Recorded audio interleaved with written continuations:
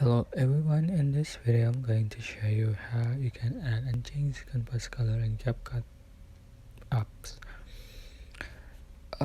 For example, I'm just going to open my project and right.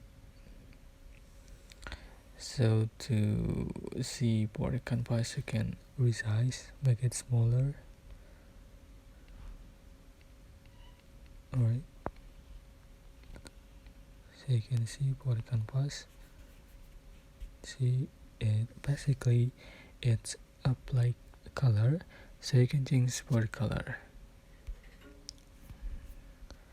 Select canvas button and select color.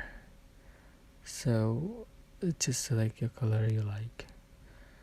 Just click check mark and you can apply to all the clip. You can also change the canvas with background. That's it. You can also change with a blur. That's it. So simple. I hope this tutorial was helpful for you. Don't forget to like, comment, share, and also subscribe. Thank you so much for watching.